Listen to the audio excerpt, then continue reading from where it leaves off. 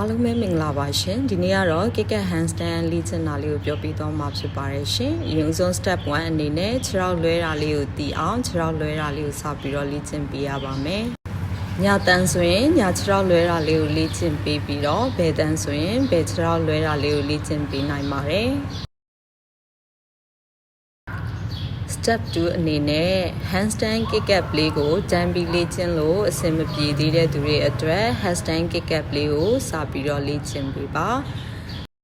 ခြေထောက်လေးလွှဲတဲ့အခါမှာလွှဲမဲ့ခြေထောက်လေးကဆန့်တန်းပြီးတော့ခြေပြားနဲ့အားထည့်ပြီးတော့လွှဲပေးပါ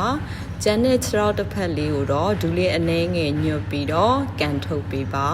swing နာနဲ့အောက်ကကန်ထုတ်တဲ့ခြေထောက်လေးတိုင်ပင်ကိုက်သွားပြီဆိုလို့ရှိရင်ခြေထောက်လေးနံရံပေါ်ကိုအဖြောင်တိုင်းလေးရောက်သွားပါလိမ့်မယ်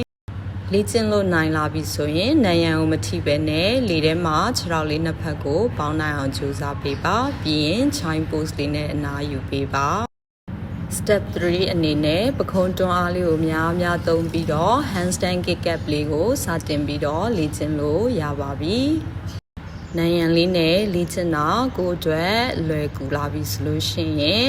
နံရံမသုံးတော့ဘဲနဲ့လေထဲမှာခြေထောက်လေးနှစ်ဖက်ကိုပေါင်းနိုင်အောင်ကြိုးစားပေးကြည့်ပါ free standing handstand လေးကိုရဖို့အတွက်ဆိုလို့ရှိရင်လက်ကောက်ဝဲလက်မောင်းပခုံး1 by 2အားကောင်းလာစေရန်အတွက် physical exercise လေးတွေကိုများများလေ့ကျင့်ပေးဖို့လိုအပ်ပါတယ်ရှင်အားလုံးကိုကျေးဇူးတင်ပါတယ်